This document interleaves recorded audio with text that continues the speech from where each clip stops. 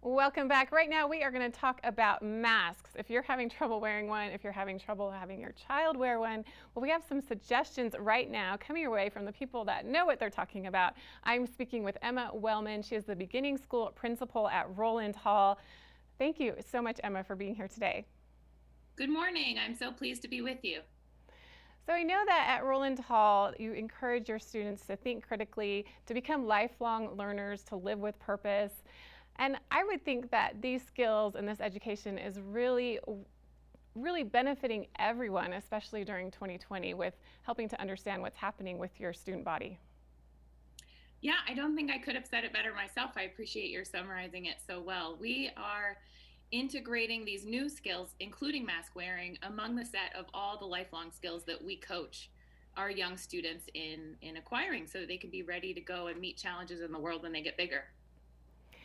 So, how are things going at Rowland Hall? Now, it's a tough year for everyone, especially for kids, students, education. So, how have you implemented some changes and how has that been? So it is a tough time in many ways, and also remarkably for very young children. In the beginning school, we have kids from 3 years old up through about 6 or 7. And for them, in many ways, school is business as usual. I'm really proud of that, and it's the right thing for them. So it's true that our classes are a bit smaller than usual, that we have to be more thoughtful about who goes where when. Children, of course, are using masks all the time, as are our teachers, and everyone's washing hands a whole bunch and taking temperatures and that sort of thing. But mostly, the kids are experiencing a regular school day, which is excellent. For them, it's kind of no big deal. For the grown-ups, sometimes it can be hard. But young children are remarkably adaptable. And once you set an expectation and give them some choice and voice in meeting that expectation, they do such a great job. Now, kids really are resilient, and a lot of times they teach us.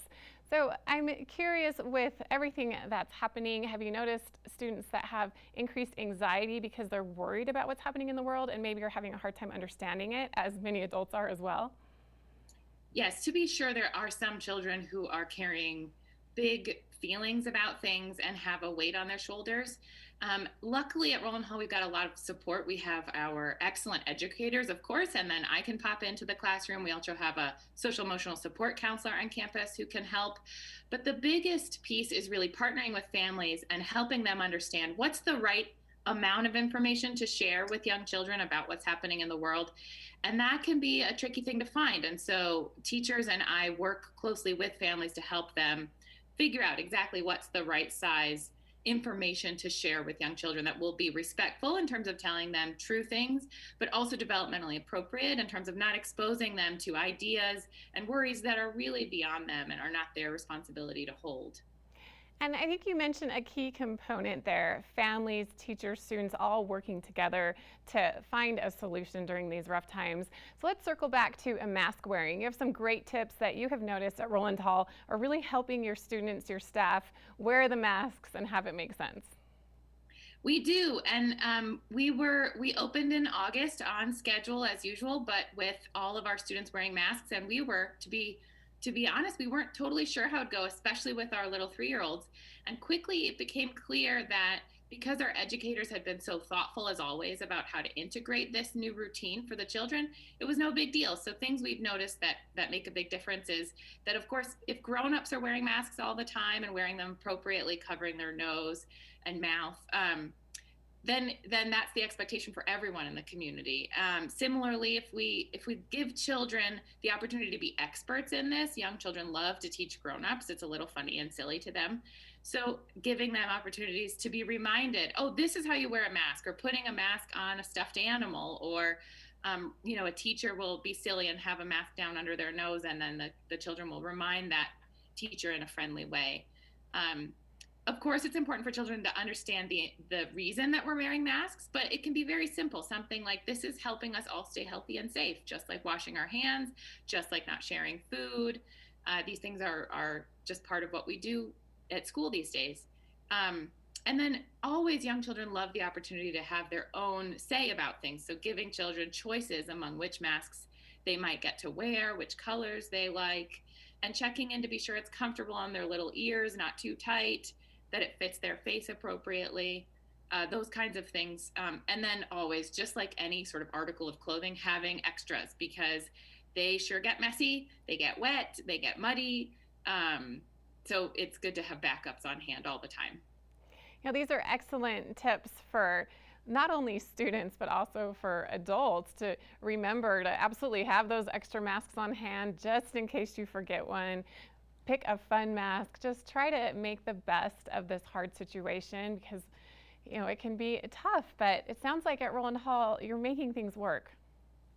Yeah, it's going great. I think, the other message that I have for families out there is to just be always doing that work that we have to do as parents, as grown-ups with young children, of separating, like, this feels big and hard to me, but it might not be such a big deal for these little people. And so giving them the opportunity to really rise to that challenge and be capable little humans, I think is always a great place to start. And if you discover that they're having trouble with it, then of course there are other ways to support them. But beginning with the expectation that they can do it. They, as I sometimes say, they're not just cute.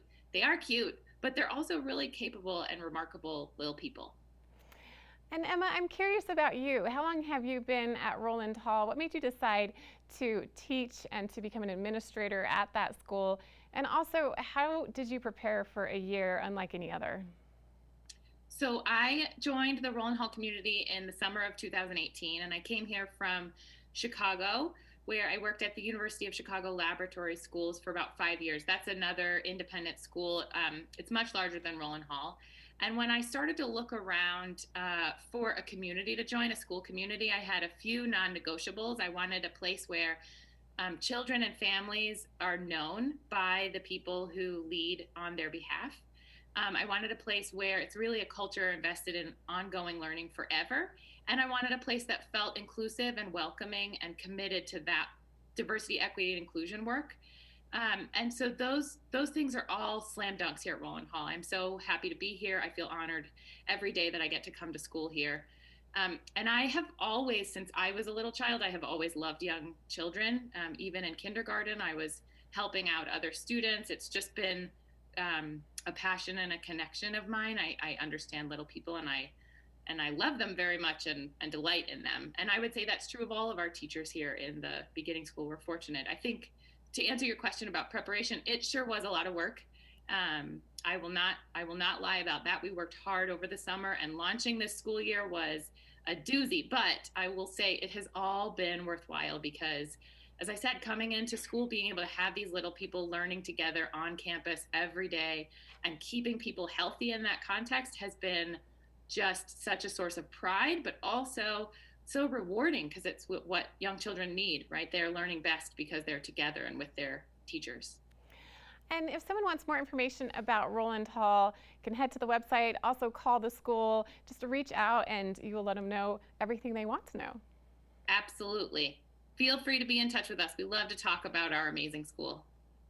Well, thank you so much for joining us today. Emma Wellman is the beginning school principal from Rowland Hall. She had some excellent tips on how to wear masks, how to make it fun, and also how to tackle these tough times, whether you're an adult or a child. We'll be back with more on this Parenting and Education Tuesday right after this.